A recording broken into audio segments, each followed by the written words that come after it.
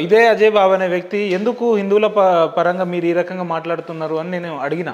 Okay. అయితే వారు ఏమన్నారంటే ఇదే రాధా మనోహర్ దాస్ అనే వ్యక్తి మరి మా బైబిల్ని బొకడా బైబిల్ అన్నాడు, మరియమ్మ వ్యభిచారం చేసి యేసుని కన్నది అన్నాడు. మరి అప్పుడు మేము సప్పుడు చేసి ఊరుకోవాలన్నా, వాళ్ళ కాళ్ళు పట్టుకోవాలన్నా, మేము కూడా కుక్క కాటుకు చెప్పు దెబ్బ అనే రకంగానే స్పందిస్తాం అని మాట్లాడింది. ఇప్పుడు తప్పు ఎవరు చేసినా తప్పే అండి.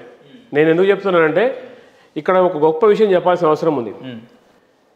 కొన్ని సంవత్సరాలుగా చూస్తున్నా దేవీ దేవతలను వీళ్ళు కించపరుస్తారు, వాళ్ళు కించపరుస్తారు. కొంతమంది హిందువులు యూట్యూబర్స్ అని పేరు చెప్పుకొని సోదరులే కదా హైందవ సమాజంలో. అదే చెప్తున్నాను, యూట్యూబర్స్ అని పెట్టుకుంటూ దీని మీద డబ్బులు దండుకోవడానికి కొన్ని ఛానల్స్, అందరూ అనట్లేదండి, కొన్ని ఛానల్స్ ఉన్నాయి. ఈ డబ్బులు దండుకోవడానికి వీళ్ళు ఒక ప్రీ ప్లాన్ గేమ్ ఆడుతూ ఉన్నారు. ఫస్ట్ వాళ్ళ బైబిల్లోనే బూతులు ఉన్నాయి, అది ఎత్తి చెప్తున్నారు వీళ్ళు. దానికి కౌంటర్గా తెలుసు బైబిల్లో బూతులు ఉన్నాయి. చెప్తా ఏం బూతులు చెప్తా